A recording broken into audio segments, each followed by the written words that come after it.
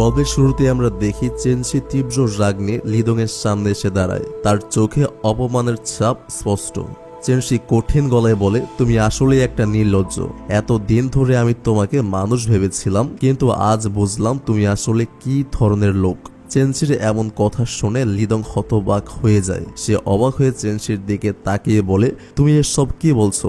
আমার কোনো কথা না শুনি এত বড় অভিযোগ করছো? চেনশি ক্ষিপ্ত হয়ে বলে, শুনতে চাও? তুমি একটা অন্য মেয়ের সঙ্গে হোটেলে রাত কাটিয়েছো। তুমি কি এতটুকু লজ্জা পাওনি? তাছাড়া বিয়ের আগে তুমি আমাকে বলনি যে 7 বছর ধরে তুমি অন্য একজনকে ভালোবেসে এসেছো।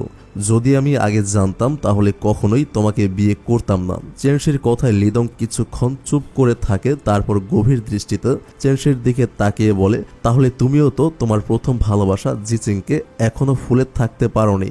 আমি কি কখনো তোমাকে এ নিয়ে কিছু বলেছি?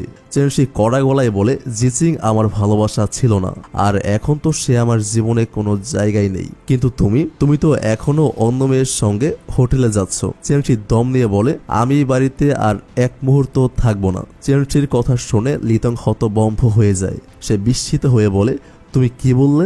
চেনশি স্পষ্ট করে বলে, আমি তোমার থেকে ডিভোর্স চাই। চেনশির মুখ থেকে এই কথা শুনে লিদং সম্পূর্ণ চুপ হয়ে যায়। তারপর হঠাৎই চেনশি চলে যেতে উদ্যত হয়, কিন্তু লিদং দ্রুত তার হাত ধরে ফেলে এবং দৃঢ় কণ্ঠে বলে, তুমি ভুলে যেও না তুমি এখনো আমার স্ত্রী। এতক্ষণ ধরে রাগে ফুটতে থাকা লিদং এবার চেনশির ঠোঁটে জোর করে চুমু খেতে শুরু করে, তার অধিকার বোঝানোর চেষ্টা করে। কিন্তু চেনশি ছটফট করে এবং নিজেকে ছাড়িয়ে নেওয়ার চেষ্টা করে, কিন্তু লিদং কোনোভাবেই তাকে ছাড়তে চায় না। দুজনের মধ্যে ধস্তাধস্তির এক পর্যায়ে পেছনে থাকা ওয়াশরুমের শাওয়ারটা অন হয়ে যায়। সেই পানিতে লিদংয়ের পা পিছলে সে পড়ে যায়। মাথায় গুরুতর আঘাত লাগার সঙ্গে সঙ্গেই লিদং নিস্তেজ হয়ে পড়ে। তার মাথা থেকে রক্ত গড়িয়ে পড়তে থাকে। এই দৃশ্য দেখে চেনশি হতবম্ব হয়ে যায়। তার শরীর কেঁপে ওঠে ভয়ে। চেনশি লিদংকে হসপিটালে ভর্তি করে। বাইরে বসে চেনশি চুপচাপ অপেক্ষা করতে থাকে, কিন্তু তার মনে হাজারটা প্রশ্ন। যতই সে লিদংয়ের ওপর রেগে থাকুক না কেন, এতগুলো বছর সে লিদংকে ভালোবেসেছে, তাই তার এই অবস্থাটা দেখে চেনশির মন অজান্তেই কেঁদে ওঠে। ঠিক তখনই গল্প চলে যায় ফ্ল্যাশব্যাকে। কিছুক্ষণ আগের ঘটনা দেখানো হয়। একজন জনপ্রিয় অভিনেত্রী হচ্ছে চেনশি। সে শুটিং শেষ করে বাড়ির দিকে ফিরছিল। তখনই তার এক বন্ধু তাকে ফোন করে জানায়, তোমার হাজবেন্ড লিদংকে আমি এক মেয়ের সঙ্গে হোটেলে ঢুকতে দেখেছি। এই কথা শুনে চেনশি ভীষণ রেগে যায় এবং সঙ্গে সঙ্গে সে হোটেলের উদ্দেশ্যে রওনা হয়। হোটেলে এসে চেনশি দেখে কথাটা সত্যি। ইউলিং নামের এক মেয়ে লিদংকে নিয়ে হোটেলের একটি রুমের দিকে যাচ্ছে। চেনশি এগিয়ে গিয়ে দরজায় নক করতে যাবে, তখনই সে ভেতর থেকে সন্দেহজনক কিছু শব্দ শুনতে পায়। ফ্ল্যাশব্যাকের দৃশ্যে আমরা দেখতে পাই চেনশি যখন হোটেলের সামনে দাঁড়িয়ে লিদংয়ের বিশ্বাসঘাতকতার প্রমাণ নিজের চোখে দেখে, তখন তার মনে প্রচন্ড আঘাত লাগে। সে বুঝতে পারে লিদং সত্যি তাকে ঠকিয়েছে। নিজেকে সামলাতে না পেরে চেনশি দ্রুত বাড়ির দিকে ফিরে যায়। কিন্তু এই শোক আর কষ্ট সে আর সহ্য করতে পারে না, তাই সে একের পর এক ড্রিঙ্কস করতে থাকে। কিছুক্ষণ পর লিদং বাসায় ফিরে আসে। দরজা খুলে চেনশিকে এমন অবস্থায় দেখে সে হতবাক হয়ে যায়। টেবিলের ওপর এক গাদা খালি বোতল পড়ে আছে, আর চেনশি তখনও গ্লাস হাতে বসে আছে। লিদং উদ্বিগ্ন হয়ে বলে, চেনশি তুমি এত ড্রিঙ্কস করেছো কেন? এটা কি অবস্থা তোমার? চেনশি ধীর কণ্ঠে হেসে বলে, আমি ড্রিঙ্কস করছি যাতে আমি তাড়াতাড়ি মরে যেতে পারি, না হলে তুমি আবারও কাউকে বিয়ে করবে কিভাবে? চেনশির কথা শুনে লিদং চুপ হয়ে যায়। কিছু বলার আগেই চেনশি টেবিল থেকে একটি ডায়েরি তুলে ধরে এবং লিদং এর সামনে ছুঁড়ে ফেলে দেয়। চেনশির রাগে কাঁপতে কাঁপতে বলে, তুমি কি ভেবেছিলে এটা আমি কখনো জানতে পারবো না? তুমি তো আমাকে বিয়ের আগে বলনি তোমার 7 বছর ধরে অন্য কারোর সঙ্গে সম্পর্ক ছিল, অথচ এই ডায়েরিতে তুমি সব লিখে রেখেছো। তুমি কখনোই আমাকে এসব কথা বলনি। লিদং ডায়েরির দিকে তাকিয়ে বুঝতে পারে তার গোপন সত্য ফাঁস হয়ে গেছে। এবার গল্প আবার ফিরে আসে বর্তমানের দৃশ্যে। অপারেশন থিয়েটারের লাল আলো জ্বলছে, সার্জারি চলছে। চেনশি বাইরে উদ্বিগ্ন হয়ে অপেক্ষা করছে। তার চোখে ভয়, দুশ্চিন্তা আর অভিমান একসঙ্গে মিশে আছে। এদিকে কিছুক্ষণের মধ্যে সোশ্যাল মিডিয়ায় একটা ছবি ভাইরাল হয়ে যায়। ছবিতে দেখা যায় লিদং এবং ইউলিং একসঙ্গে হোটেলের রুমে ঢুকছে। কেউ একজন তাদের গোপনে ছবি তুলে সোশ্যাল মিডিয়ায় আপলোড করে দিয়েছে, আর মুহূর্তের মধ্যেই সেটি ভাইরাল হয়ে যায়। এই ঘটনা জানার পর ইউলিং এর বাবা প্রচন্ড রেগে যান। তিনি ইউলিং এর উপর চিৎকার করে বলেন, তুমি কি করছো? এসব ছবি দেখে সবাই আমাদের পরিবারের সম্মান নিয়ে হাসাহাসি করবে। কিন্তু ইউলিং বিন্দুমাত্র ভয় না পেয়ে দৃঢ়ভাবে বলে, আমি লিদংকে ভালোবাসি, আমি যা করেছে সেটা আমার ইচ্ছাই করেছে। তখনই জানা যায় ইউলিং এর একটা বড় বোনও আছে যার নাম হচ্ছে ইয়ং। আর চমকপ্রদ ব্যাপার হলো ইয়ংও লিদংকে মনে মনে পছন্দ করে। এই বিষয়টা ইউলিং এর বাবা আগে থেকেই জানতেন, কিন্তু তিনি কখনো কিছু বলেননি। কিছুক্ষণ পর লিদং এর জ্ঞান ফেরে। সে চারপাশে তাকিয়ে বুঝতে পারে সে হাসপাতালের বেডে শুয়ে আছে, মাথায় ব্যান্ডেজ, হাতে স্যালাইন। সে বিভ্রান্ত হয়ে বলে, আমি এখানে কেন? হসপিটালে কিভাবে এলাম? আমি তো কলেজে ক্লাস করতে যাচ্ছিলাম। লিদং এর এমন কথা শুনে চেনশি অবাক হয়ে যায়। চেনশি বিস্মিত হয়ে বলে, তুমি কিসব উল্টাপাল্টা বলছো? তোমার জ্ঞান ঠিক আছে? তারপর সে এক মুহূর্ত দেরি না করে বলে, তোমাকে এখনই আমার সঙ্গে কোর্টে যেতে হবে। চেনশির কথা শুনে লিদং আরো অবাক হয়ে যায়। লিদং চমকে উঠে বলে, আমি কেন কোর্টে যাব? বিয়ে করতে নাকি? তারপর সে নিজের মাথা চুলকে বলে, কিন্তু আমার তো মাত্র 19 বছর, আমার তো বিয়ের বয়সই হয়নি। চেনশি হতভম্ব হয়ে যায়। লিদং যেভাবে কথা বলছে তাতে মনে হচ্ছে সে সত্যি এখন নিজেকে 19 বছরের তরুণ ভাবছে। সে মনে করছে সে এখনো কলেজে পড়ে। চেনশি কিছুতেই বিশ্বাস করতে পারছে না, এই লিদং কি সেই ব্যক্তি যে কয়েক ঘন্টা আগেও তার সঙ্গে তর্ক করছিল, কষ্ট দিচ্ছিল, আর এখন হঠাৎ করেই তার স্মৃতির শক্তি ফিরে গেছে 10 বছর পেছনে। চেনশি ধীরে ধীরে লিদং এর পাশে গিয়ে বলে, তুমি ঠিক আছো? লিদং তার দিকে তাকিয়ে বলে, অবশ্যই, কিন্তু তুমি কে? আর আমি এখানে কেন? চেনশি কিছুক্ষণ চুপ করে থাকে। এরপর সে লিদং এর দিকে তাকিয়ে বলে, শোনো, তোমার বয়স 19 নয়, তোমার আসলে 29 বছর। লিদং বিস্মিত হয়ে বলে, 29? অসম্ভব, আমি তো কলেজে পড়ি, আর আমার তো পরীক্ষাও বাকি আছে। চেনশি এবার দীর্ঘশ্বাস ফেলে। সে জানে লিদং এখনো পুরো সত্য মেনে নিতে পারবে না, তাই সে কিছু তথ্য লুকিয়ে রাখার সিদ্ধান্ত নেয়। চেনশি ধীর কণ্ঠে বলে, তুমি আসলে আমার অ্যাসিস্ট্যান্ট, আর তুমি আমার কাছে অনেক টাকা ধার নিয়েছো, আর সেই টাকাগুলো এখনো ফেরত দাওনি, তাই তোমাকে আমার সাথেই থাকতে হবে। লিদং অবাক হয়ে বলে, আমি তোমার অ্যাসিস্ট্যান্ট? কিন্তু আমি তো কোনো অফিসে কাজ করি না। চেনশি গম্ভীরভাবে বলে, তুমি আমার সাথে কাজ করো, তুমি আমার খুব গুরুত্বপূর্ণ অ্যাসিস্ট্যান্ট। শুধু তাই নয়, তোমার মাও অনেক টাকা আমার কাছ থেকে ধার নিয়েছেন, আর এজন্য অনেক লোক তোমার পেছনে পড়ে আছে। আমি না থাকলে তোমার অবস্থা আরো খারাপ হতে পারত। লিদং কিছুক্ষণ চুপ করে থাকে। প্রথমে সে এই কথাগুলো বিশ্বাস করতে চায়নি, কিন্তু চেনশির গম্ভীর চেহারা দেখে সে আস্তে আস্তে বিশ্বাস করতে শুরু করে। কিন্তু এর মধ্যে পরিস্থিতি আরো জটিল হয়ে ওঠে। হঠাৎ করেই খবর আসে লিদং এর মা তাকে দেখতে হাসপাতালে চলে এসেছেন। চেনশি অবাক হয়ে যায়, কি উনি এখানে? চেনশি জানে লিদং এর মা খুব কঠোর একজন নারী। তিনি লিদং এর জীবন ও সিদ্ধান্তের উপর সবসময় কঠোর নিয়ন্ত্রণ রাখতে চান। সবচেয়ে বড় কথা, তিনি কখনোই চেনশিকে মেনে নিতে পারেননি। আর যদি তিনি জানতে পারেন যে লিদং স্মৃতি হারিয়ে ফেলেছে, তাহলে পরিস্থিতি আরো ভয়ানক হয়ে যাবে। চেনশি দ্রুত লিদং এর দিকে তাকিয়ে বলে, শোনো, তোমাকে এখনই লুকিয়ে থাকতে হবে। লিদং বিস্মিত হয়ে বলে, কেন? কে এসেছে? চেনশি কিছু না বলে জানলা দিয়ে করিডোরের দিকে ইশারা করে। লিদং জানলা দিয়ে উকি মেরে দেখে একদল লোক হাসপাতালের করিডোর দিয়ে হাঁটছে, আর তাদের সামনে একজন এলিগেন্ট পোশাকে সজ্জিত মহিলা আসছেন। তিনি লিদং এর মা, একজন ক্ষমতাশালী নারী, একজন বড় কোম্পানির চেয়ারম্যান। লিদং এর মা এক কঠোর কণ্ঠে বলে, লিদং কোথায়? আমি আমার ছেলেকে দেখতে এসেছি। চেনশি কিছুটা নার্ভাস হলেও নিজেকে শান্ত রেখে বলে, উনি এখন ঘুমাচ্ছেন, ডাক্তার বলেছেন তাকে বিরক্ত না করতে। লিদং এর মা চেনশির দিকে সন্দেহের দৃষ্টিতে তাকান। তিনি কিছুক্ষণ চুপ থেকে বলেন, তুমি জানো তো আমি কখনোই এই বিয়ে মেনে নেইনি, আর আমি এখন চাই তোমরা দুজন তাড়াতাড়ি ডিভোর্স করো। চেনশি কিছু বলতে চায়, কিন্তু লিদং এর মায়ের চোখের কঠোরতা দেখে সে চুপ করে যায়।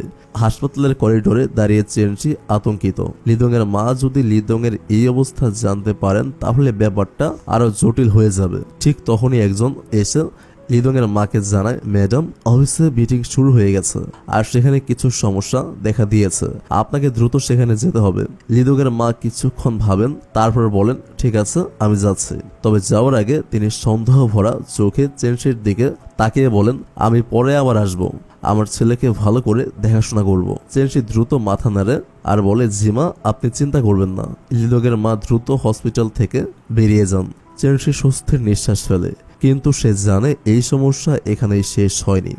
এরপরের দৃশ্যে চেনসি লিদংকে নিয়ে গাড়িতে উঠে বসে। লিদং জানলা দিয়ে বাইরে তাকিয়ে বলে, আমরা কোথায় যাচ্ছি? চেনসি গম্ভীর গলায় বলে, তোমার বাড়িতে। লিদং অবাক হয়ে তাকায় আর বলে, আমার বাড়ি? কিন্তু আমি তো মাত্র কলেজে পড়ি, আমার কি নিজের বাড়ি আছে? চেনসি বিরক্ত মুখে বলে, তুমি এত প্রশ্ন কেন করো? চুপচাপ বসে থাকো। লিদং মুখ বাঁকিয়ে জানলা দিয়ে বাইরের দৃশ্য দেখতে থাকে। কিছুক্ষণ পরেই গাড়ি থামে আর লিদং চোখ বড় বড় করে তাকিয়ে থাকে। লিদং এর সামনে বিশাল এক বাড়ি দেখে সে অবাক হয়ে যায় আর সে বিস্মিত হয়ে বলে, এটা কি তোমার বাড়ি? চেনসি গম্ভীর ভাবে বলে, হ্যাঁ। লিদং অবাক কণ্ঠে বলে, কিন্তু তুমি তো ছোটখাটো রোল করো ড্রামাতে, তুমি এত বড় বাড়ি কিভাবে বানালে? চেনসি বিরক্ত হয়ে বলে, এসব তোমার জানার দরকার নেই, ভেতরে চলো। দুজন বাড়ির ভেতরে ঢোকে। চেনসি নির্দেশ দেয়, তোমার সব জিনিসপত্র গেস্ট রুমে রাখা আছে, তুমি ওখানেই থাকবে। লিদং একটু নাক ছিটকায় আর বলে, গেস্ট রুম? আমি তোমার বাসার কাজের লোক নাকি? চেনসি কটমট করে তাকায় আর বলে, হ্যাঁ, যদি তাই ভেবে শান্তি পাও। লিদং কিছুক্ষণ পর রান্নাঘরে ঢুকে যায়। চেনসি প্রথমে খেয়াল করেনি, কিন্তু কিছুক্ষণ পরেই রান্নার সুন্দর গন্ধে তার মনোযোগ চলে যায়। সে অবাক হয়ে দেখে লিদং চমৎকার ভাবে রান্না করছেন। চেনসি অবিশ্বাসের সুরে বলে, তুমি রান্না করতে পারো? লিদং হাসে, অবশ্যই, আমি তো হোস্টেলে থাকতাম, নিজেই নিজের খাবার বানাতাম। কিছুক্ষণ পর লিদং কয়েকটা অসাধারণ খাবার রান্না করে ফেলে। চেনসি চেখে দেখে আর বিস্মিত হয়, বলে, এত ভালো রান্না তুমি করতে পারো? লিদং খুশি হয়ে বলে, অবশ্যই, এখন থেকে তোমার জন্য রোজ রান্না করব। চেনসি মুচকি হেসে বলে, তাহলে ঠিক আছে, তুমি রোজ রান্না করবে। লিদং গর্বিত ভঙ্গিতে মাথা নাড়ায়। ঠিক তখনই দরজার বাইরে থেকে কেউ লিদং এর নাম ধরে ডাকতে থাকে। লিদং, তুমি কি ভেতরে আছো? চেনসি কপাল কুঁচকে বলে, এটা কার আওয়াজ? দরজার ওপাশ থেকে আবার আওয়াজ আসে, লিদং, আমি ইউলিং, প্লিজ দরজা খোলো। চেনসির মুখ কঠিন হয়ে ওঠে, এই মেয়েটাই তো লিদং এর সঙ্গে হোটেলে ঢুকেছিল। লিদং দরজা খুলতেই চেনসি উদ্বিগ্ন মুখে বলে, আমি শুনেছি তোমার কি যেন হয়েছে, তাই দেখতে এলাম। চেনসি বিরক্ত হয়ে বলে, তুমি এখানে কি করতে এসেছো? ইউলিং একটু ইতস্তত করে বলে, আমি আসলে আমার বড় বোন ইউচিং এর ব্যাপারে কথা বলতে এসেছি। এই কথা শুনে লিদং দ্বিধাগ্রস্ত হয়ে যায়। কিছু না বলে সে ইউলিং এর সঙ্গে বেরিয়ে যায়। চারপাশে হালকা আলো ছড়িয়ে আছে, বাতাসে হিমেল পরশ। এমন সময় হঠাৎ করে চারপাশে তুষারপাত শুরু হয়। লিদং এক জায়গায় দাঁড়িয়ে থাকে, ওর নিঃশ্বাস থেকে ধোঁয়া বেরোচ্ছে, কিন্তু ও একদম অনড়, চুপচাপ দাঁড়িয়ে। এদিকে চেনসি জানলার পাশে দাঁড়িয়ে দেখে লিদং জেগে গিয়ে বাইরে চলে গেছে, কিন্তু ওর ভেতরে তখন আরেক অনুভূতি জন্ম নিচ্ছিল, ও যদি অসুস্থ হয়ে পড়ে। এই চিন্তায় আর দেরি না করে চেনসি ছাতা নিয়ে বেরিয়ে যায়। লিদং তখনও দাঁড়িয়ে ছিল, মাথা নিচু করে। চেনসি ওর সামনে এসে বলে, তুমি এখানে কি করছো? বাইরে এত ঠান্ডা, চলো ঘরে ফিরে যাই। লিদং ধীরে ধীরে তাকায়। চেনসির হাতে ধরা ছাতার দিকে নজর যায় ওর। একটু অবাক হয়, তারপর একটা ছোট্ট হাসি দেয়, বলে, চলো। চেনসি ওর দিকে তাকিয়ে কিছু না বলে হাঁটতে শুরু করে। লিদংও ওর পাশে পাশে হাঁটতে থাকে। ওরা দুজন একসঙ্গে বাড়িতে ফিরে আসে, কিন্তু এই ছোট্ট মুহূর্তটায় যেন একটা অদ্ভুত অনুভূতি থেকে যায়। চেনসি ফ্রেশ হয়ে নিজের রুমে ঢোকে, আর ঢুকেই দেখেন লিদং ওর বিছানায় বসে আছে। চেনসির চোখ বড় বড় করে বলে, তুমি এখানে কি করছো? লিদং স্বাভাবিক ভঙ্গিতে বলে, কিছু না, তোমার বিছানাটা সুন্দর করে ঠিক করে দিয়েছে। চেনসি ভ্রু কুঁচকে বলে, আমার বিছানায় হাত দেওয়ার দরকার নেই। লিদং একটা মুচকি হাসি দেয়, বলে, তোমার জন্যই তো করেছে। চেনসি একদম রেগে গিয়ে ওকে ধাক্কা দিয়ে দরজার দিকে নিয়ে যায় আর বলে, যাও, নিজের ঘরে যাও। লিদং দরজার সামনে দাঁড়িয়ে বলে, তুমি এভাবে আমায় বের করে দিচ্ছ? চেনসি দরজা ঠাস করে বন্ধ করে দেয়। বাইরে দাঁড়িয়ে লিদং ফিস ফিস করে বলে, তুমি কি নিশ্চিত যে আমি তোমার ঘর ছেড়ে যাব? চেনসি দরজার দিকে তাকিয়ে এক দীর্ঘ নিঃশ্বাস ফেলে। পরের দিন সকালবেলা চেনসি শুটিং স্পটে যায়। ওখানে পৌঁছানোর পর সঙ্গে সঙ্গে এক মেয়ে বিরক্ত মুখে বলে, তাড়াতাড়ি রেডি হয়ে নাও, কিছুক্ষণের মধ্যেই জিজিং চলে আসবে। মেয়েটির গলায় স্পষ্ট বিরক্তি। চেনসি মুখে কিছু বলল না, শুধু ঠান্ডা চোখে তাকালো। ঠিক তখনই শুটিং স্পটে লিদং এসে হাজির। সবাই জানে লিদং একজন বিশাল কোম্পানির সিইও। তাকে দেখে মুহূর্তেই মেয়েটির চেহারা পাল্টে গেল। সে বিনয়ের সঙ্গে বলল, স্যার, আপনি এখানে? চেনসি ভেতরে ভেতরে মজা পায়। ওই ছাড়াই লিদংকে কফি আনতে পাঠায়। লিদং কিছু না বুঝেই বলে, ঠিক আছে। আর ঠিক সেই মুহূর্তে শুটিং স্পটে পা রাখে জিচিং। ওর এন্ট্রির সঙ্গে সঙ্গেই চারপাশের মেয়েরা ফিস ফিস করতে থাকে, ওএমজি, জিচিং এত হ্যান্ডসাম। জিজিং সোজা চেনসির দিকে এগিয়ে এসে বলে, হ্যালো চেনসি। চেনসি তাকিয়ে দেখে জিচিং হাসছে। ও বলে, অনেকদিন পর দেখা হলো। জিচিং মুচকি হেসে বলে, আমি এই ড্রামাটা সাইন করিনি, কিন্তু যখন শুনলাম তুমি ফিমেল লিড তখনই রাজি হয়ে গেলাম। চেনশি কিছু বলতে যাবে তখনই লিদং মুখ শক্ত করে বলে, তুমি এত হাসছো কেন? জিচিং তাকিয়ে দেখে লিদংকে, বলে, তুমি কে? লিদং একটু হেসে বলে, আমি চেনশির অ্যাসিস্ট্যান্ট। জিচিং চমকে যায় আর বলে, তুমি চেনশির অ্যাসিস্ট্যান্ট? এদিকে লিদং চেনশি আর জিচিং এর কথোপকথন মোটেই পছন্দ করছে না। ওর মধ্যে হালকা জেলাসির ছোঁয়া দেখা যায়, কিন্তু লিদং নিজেই সেটা বুঝতে পারে না যে কেন তার জেলাসি হচ্ছে। কিছুক্ষণ পর চেনশির রুমে বসে মেকআপ নিচ্ছিল। ঠিক তখনই কয়েকজন মেয়ে ছুটে আসে লিদং এর কাছে। ওদের চোখে উচ্ছ্বাস। তারা বলছিল, লিদং একটা অটোগ্রাফ প্লিজ, আপনার সঙ্গে একটা সেলফি তুলতে পারে? লিদং একটু অবাক হয়। আমি? মেয়েটি গার্গল করতে থাকে, বলে, আপনি তো সুপার হ্যান্ডসাম, আমরা আপনার ফ্যান। এদিকে চেনশি আয়নার সামনে বসে সবকিছু দেখছিল। ওর ভেতরে একটা অদ্ভুত অনুভূতি হতে থাকে, একটা রাগ, এক ধরনের জেলাসি। ও মনে মনে বলে, এরা এত উচ্ছ্বাস দেখাচ্ছে কেন? ঠিক তখনই দূর থেকে আরেকটা মেয়ে ছুটে আসে আর বলে, ও লিদং, তুমি কি এই ড্রামার হিরো হতে চাও? লিদং অবাক হয়ে মেয়েটার দিকে তাকায়। মেয়েটি দ্রুত বলে, আজকের মেন হিরো রাস্তায় অ্যাক্সিডেন্ট করেছে, এখন হসপিটালে ভর্তি, আর আমরা আজ থেকেই শুটিং শুরু করব। এই কথা শুনে সবাই চমকে ওঠে। মেয়েটি লিদং এর দিকে তাকিয়ে বলে, তাই আমরা চাইছি তুমি যদি এই ড্রামার হিরো হও তাহলে অনেক ভালো হয়। এদিকে চেনশি পুরোপুরি হতবম্ব। লিদং আমাদের ড্রামার হিরো? এই ঘটনার মোড় কোথায় গিয়ে দাঁড়াবে সেটা কেউই বুঝতে পারছিল না। শুটিং শুরু হয়ে গেছে। লিদং এখন এই ড্রামার হিরো। ক্যামেরা চলতে শুরু করলো। অ্যাকশন। চেনশি আর লিদং একসঙ্গে দাঁড়িয়ে আছে। ডায়লগ বলতে শুরু করলো লিদং।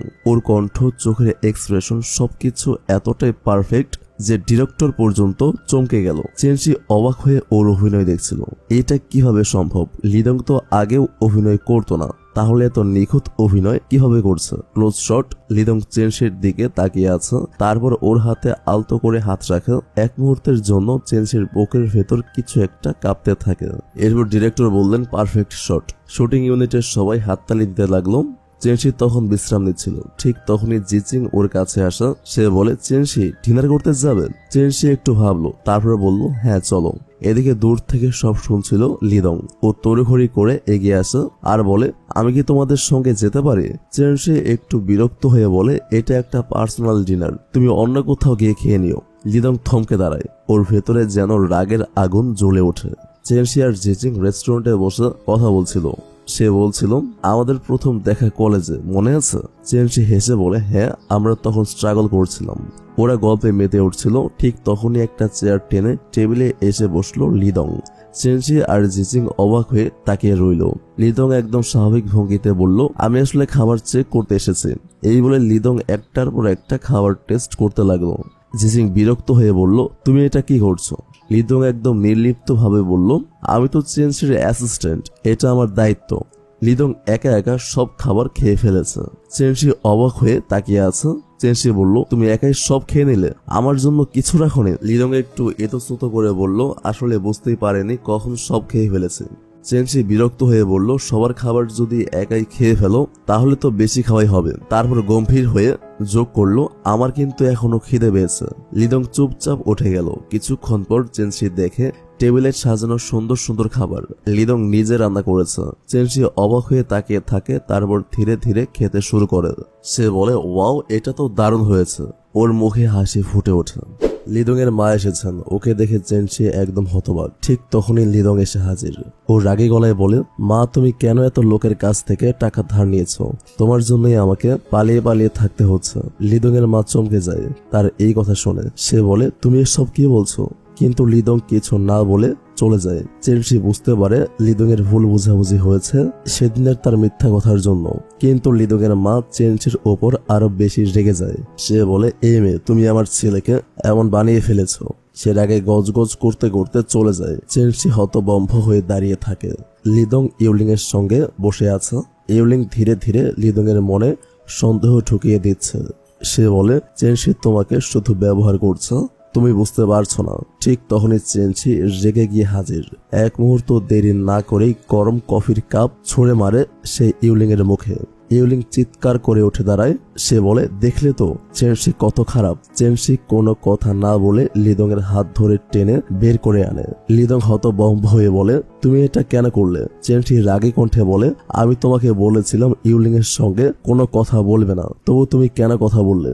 লিদং বিরক্ত হয়ে বলে, আমি কার সঙ্গে কথা বলবো না বলবো না সেটা কি তোমার ঠিক করে দেওয়ার দরকার? চেনশি গম্ভীর হয়ে বলে, হ্যাঁ তুমি ভুলে গেছো, তুমি আমার কাছ থেকে অনেক টাকা ধার নিয়েছো, তুমি আমার অ্যাসিস্ট্যান্ট, আমি যা বলবো তোমাকে সেটাই শুনতে হবে। লিদং চুপ হয়ে যায়, ওর চোখে কষ্ট ফুটে ওঠে। তারপর কোনো কথা না বলে ধীরে ধীরে হাঁটা দিল। চেনশি ওর দিকে তাকিয়ে বুঝতে পারলো আমি ওকে একটু বেশি কষ্ট দিয়ে ফেলেছি, টাকার কথা বলে তাকে ইনসাল্ট করেছে। রাতের রাস্তায় চেনশি ফিরছিল, ঠিক তখনই চেনশির সাথে কিছু লোক অসভ্যতামি করে এবং ওকে জোর করে অন্য জায়গায় নিয়ে যাওয়ার চেষ্টা করে। চেনশি রীতিমতো ভীত হয়ে লিদংকে মেসেজ করে, তাড়াতাড়ি আমাকে বাঁচাও। এই মেসেজ পেয়ে লিদং হালকা হতাশ হলেও তাতেই আবার শক্তি পেয়ে তাড়িঘড়ি করে বেরিয়ে আসে। চেনশি নিজের লাইভ লোকেশন পাঠিয়ে দিয়েছিল, তাই লিদং ঠিক সেই জায়গায় পৌঁছে যায়। গুন্ডাদের সঙ্গে লিদং এর মুখোমুখি হয়। লিদং যখন পৌঁছায় গুন্ডাগুলোর সাথে এক লড়াই শুরু হয়। লিদং দারুণ ভাবে মারেন, কিন্তু এক গুন্ডা লিদং এর মাথায় খুব জোরে আঘাত করে। তবে লিদং কোনো কিছু না বলে দ্রুত চেনশিকে নিয়ে পালিয়ে আসেন, যেন আর কেউ তাদের ক্ষতি করতে না পারে। বাড়ি ফিরে এসে চেনশি লিদং এর কাটা জায়গাগুলোতে ওষুধ লাগিয়ে দেয়। চেনশি তখন একটু রেগে গিয়ে বলে, তুমি কেন এইভাবে নিজের ওপর ঝুঁকি নিলে? পুলিশ ডেকে নিয়ে গেলেই তো হতো। লিদং ধীরে সুস্থে শান্তভাবে বলে, আমি শুধু তোমাকে বোঝাতে চেয়েছিলাম যে আমি তোমাকে প্রোটেক্ট করতে পারি। চেনশি কিছুটা অবাক হয়ে যায়। তখন লিদং একটু একটু করে চেনশির কাছে আসে, তারপর চেনশিকে কিস করার জন্য এগিয়ে আসে। চেনশি এক মুহূর্তের জন্য তার মুখটা ঘুরিয়ে নেয় যাতে লিদং কিছু করতে না পারে। এটা দেখে লিদং কিছুটা লজ্জিত হয় যে এটা ভুল হয়ে গেল কিনা। সেদিন রাতে লিদং এবং চেনশি কেউই ক্ষমাতে পারছিল না। তাদের মনে কেসটাও ছিল এবং সেই মুহূর্তের কথা তারা দুজনেই ভাবছিল। পরের দিন ইউলিংকে দেখা যায় কারোর সাথে কথা বলতে এবং সে বলে, আমি লিদংকে চাই আর তার জন্য আমি সবকিছু করতে পারবো। ইউলিং এর এই কথাগুলো তার ইচ্ছার বহিঃপ্রকাশ ছিল এবং সে একেবারে প্রতিজ্ঞা করেছে যে লিদংকে নিজের করে নেবে। অন্যদিকে লিদং এবং চেনশি যখন শুটিং স্পটে চলে আসে, একটি মেয়ে এসে চেনশিকে জানায় ফিমেল লিডকে এক্সচেঞ্জ করে দেওয়া হয়েছে, এখন চেনশি এই ড্রামার সেকেন্ড ফিমেল লিড হয়ে গেছে। এটা শুনে চেনশি অবাক হয়ে যায়। তখন সেই মেয়ে আরো বলে চেনশির জায়গায় ইউলিং এখন ফিমেল লিড হয়ে গেছে। এটা শুনে লিদং জেগে গিয়ে বলে, তাহলে আমি কার হিরো হয়ে থাকবো? মেয়েটি তখন লিদংকে সতর্ক করে এই কাজটা করতে গেলে শুটিং এ অনেক খরচ হয়ে যাবে। তবে লিদং ইউলিং এর সাথে অভিনয় করতে চাইছিল না। এরপর আগের দিন যেটা শুটিং করা হয়েছিল, আজকে আবার সেই সিনটা আবারও শুট করতে বলা হয়। তবে নায়িকা হিসেবে ইউলিং আসায় লিদং তার সাথে অভিনয় করতে পারছিল না। সে আসলে তার সাথে কমফোর্টই হচ্ছিল না। ডিরেক্টর তখন চেনশিকে বলে, লিদংকে ভালোভাবে অভিনয় করতে বলো, না হলে শুটিং এর অনেক ক্ষতি হবে। চেনশি এসে লিদংকে বোঝানোর চেষ্টা করে, তুমি ভালোভাবে অভিনয় করো, না হলে পুরো শুটিংটাই বিপর্যস্ত হয়ে যাবে। কিন্তু লিদং কোনোভাবেই সঠিকভাবে অভিনয় করতে পারছিল না। অবশেষে লিদং চেনশির কাছে এসে বলে, আমি সত্যি একজন প্রফেশনাল অ্যাক্টর হতে চাই। এটা শুনে চেনশি একদম রাজি হয় না এবং বলে, তুমি তো আমার অ্যাসিস্ট্যান্ট, তুমি অভিনয় করতে পারবে না। লিদং হতাশ হয়ে বলে, আমি অনেক টাকা ধার নিয়েছি, সেই টাকাগুলো আমি অভিনয় করে শোধ করে দেব। তবুও চেনশি রাজি হয় না এবং বলে, এটা তোমার কাজ না, তুমি নিজের কাজটুকু ভালো করে করো। চেনশি আসলে চায় না যে লিদং ইউলিং এর কাছে যাবে শুটিং করতে, কারণ এরপরেই থাকবে সেই কিস করার সিন। এবং চেনশি বিষয়টি একদম পছন্দ করে না, কারণ সে চাচ্ছিল না যে তার হাজবেন্ড অন্য কাউকে কিস করুক। সেদিন রাতে চেনশি আর লিদং একসঙ্গে থাকলেও বাইরে ফিরে গিয়ে চেনশির কিছুই ভালো লাগছিল না। এরপর একদিন রাত হয়ে গেলে লিদং এর নতুন বাড়িতে চেনশি চলে আসে। লিদং এখন একটি বাড়ি ভাড়া নিয়েছে। এটি দেখে চেনশি রেগে যায়। চেনশি বলে, তুমি এই বাড়ি ছেড়ে এখানে কেন থাকছো? লিদং বলে, কোনো অ্যাসিস্ট্যান্ট তার মালিকের বাড়িতে কেন থাকবে? তুমি যে আমার থেকে অনেক টাকা ধার নিয়েছো, এখন বাড়ির পেছনে মাসে মাসে এত টাকা দিয়ে দিলে আমার টাকাগুলো ফিরিয়ে দিতে তোমার কোনো সমস্যা হবে না? লিদং তখন বলে, আমি অভিনয় করে সমস্ত টাকা শোধ করে দেব। আমি ইউলিং এর সঙ্গে অভিনয় করে সেটা তুমি চাইছো না, তাই না? চেনশি রেগে গিয়ে বলে, তুমি যা ইচ্ছা করো, আমার কিছু যায় আসে না। এটা শুনে লিদং বলে, তুমি কেন ওর সঙ্গে আমাকে অভিনয় করতে দিচ্ছ না? তাহলে আমিও তো তোমাকে বেশি বেশি টাকা শোধ করে দিতে পারবো। এইভাবে তারা দুজনে একসাথে সোফায় পড়ে যায়। এরপর লিদং বলে, তুমি কি আমাকে পছন্দ করো না? চেনশি বলে, এসব কি উল্টাপাল্টা কথা বলছো? এমন সময় লিদং চেনশিকে কিস করতে যাবে, কিন্তু চেনশি নিজের মুখ ঘুরিয়ে নেয়। এই দৃশ্য দেখে লিদং লজ্জিত হয়ে যায়। তখনই লিদং এর মা চেনশিকে ফোন করে এবং বলে কোম্পানিতে লিদং এর খুব দরকার, কারণ সিইও ছাড়া কোম্পানি এভাবে চলে না। তাই কালকে অবশ্যই লিদং অফিসে যাবে, যা করেই হোক। এটা শোনার পর চেনশি খুব চিন্তায় পড়ে যায় এবং ভাবে লিদংকে অফিসে নিয়ে আসবে কিভাবে। পরের দিন চেনশি লিদংকে জানায়, কালকে তোমাকে সিইও সাজতে হবে। একটা কোম্পানিতে সিইও সেজে সেই মিটিংটা করতে হবে। যদি তুমি এটা করতে পারো তাহলে তুমি অনেক টাকা পাবে। এভাবে বুদ্ধিমত্তার সাথে সে লিদংকে রাজি করিয়ে ফেলে। তারপর চেনশি লিদংকে তার ড্রেস রুমে নিয়ে আসে। সেখানে লিদং এর বিভিন্ন ধরনের স্যুট, জুতো, ঘড়ি সবকিছু রাখা ছিল। চেনশি লিদংকে পুরোপুরি সিইও এর মতো সাজিয়ে দেয়। সিইও সাজে দেখে চেনশি খুবই মুগ্ধ হয়ে যায়, কারণ লিদং এতটাই বেশি হ্যান্ডসাম দেখাচ্ছিল যে তাকে ভালো লাগছিল। এখন চেনশি লিদংকে টাই পরাতে গিয়ে দুজন একে অপরের খুব কাছাকাছি চলে আসে। এরপর চেনশি একটি সুন্দর ঘড়িও লিদংকে পরিয়ে দেয়। লিদং সিইও সাজে এবং অফিসে চলে আসে, কিন্তু সবাই লিদংকে দেখে সিইও হিসেবে দেখে অতটা অবাক হয় না, কারণ তারা জানে এই কোম্পানির সিইও আসলেই এইরকম, অর্থাৎ লিদংই। এইভাবে লিদং সিইও হয়ে কোম্পানির নিয়মে ফিরে যায়, আর চেনশি তার জীবনকে আরো এক ধাপ এগিয়ে নিয়ে যায়। মিটিং শুরু হওয়ার পর চেনশি হেডফোনে লিদংকে যা যা বলে দিচ্ছিল লিদং সেগুলোই রিপিট করতে থাকে, কিন্তু হঠাৎ কানেকশনের সমস্যায় লিদং আর কিছুই শুনতে পারছিল না। তবে লিদং নিজে বুদ্ধি করে মিটিংটি খুব সুন্দরভাবে চালিয়ে নেয়, কারণ সে এসব কাজে অভ্যস্ত ছিল। মিটিংটি সুন্দরভাবে শেষ হলে চেনশি এবং লিদং এর মা দুজনেই খুব খুশি হয়ে যায়। মিটিং শেষে চেনশি বলে, তুমি আজকে খুব ভালো করেছো লিদং। লিদং একটু ভাবতে ভাবতে বলে, কেমন যেন একটা মনে হচ্ছে এ হয়েছে আমি আগেও এসেছি, আর এরকম মিটিং এ আমি আগেও কাজ করেছি। এই কথাগুলো ভাবতে ভাবতে লিদং এর মাথা ঘুরছিল, আর হঠাৎ করে সে অজ্ঞান হয়ে পড়ে যায়। এরপর লিদংকে হসপিটালে ভর্তি করা হয় এবং কিছু সময় পর তার জ্ঞান ফিরে আসে। লিদং বলে, কেন জানি না আমার তখন কেমন একটা অস্বস্তি হচ্ছিল, এমনকি এখনো মাথার ভেতর কেমন একটা হচ্ছে। সেদিনই হাসপাতাল থেকে ছাড় পাওয়ার পর লিদং দূরে ইউচেংকে দেখতে পায়। এটি ছিল ইউচেং, অর্থাৎ ইউলিং এর বড় বোন।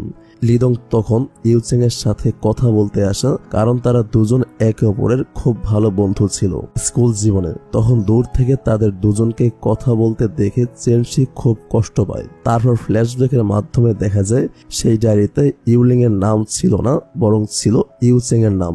এর মানে লিদং আগে থেকেই ইউচেং এর সাথে প্রেম করত। আজকের দিনে লিদং আর চেনশিকে একসাথে দেখে ইউচেং অনেক কষ্টে চুপচাপ চলে যায়। ইউচেং জানতো লিদং আর চেনশি এখন বিয়ে করে নিয়েছে, তাই তাদের জীবনকে আরো ডিস্টার্ব করতে সে চায় না। সেই জন্যই ইউচেং ওখান থেকে চলে যায়। চেনশি তখন অনুভব করে তার মনে এক অদ্ভুত গরম লাগা। ইউচেং এবং লিদং এর সম্পর্ক তার মনে এক অস্থিরতা তৈরি করে, আর তার মনটা ভার হয়ে যায়। লিদং ও চেনশি একসঙ্গে বাড়িতে ফিরে আসে। তখন লিদং চেনশিকে জিজ্ঞেস করে, কি হয়েছে তোমার? চেনশি তখন মন খারাপ করে বলে, তুমি কেন ওর সঙ্গে প্রেম করছো না? লিদং অবাক হয়ে উত্তর দেয়, আমি কেন ওর সঙ্গে প্রেম করব?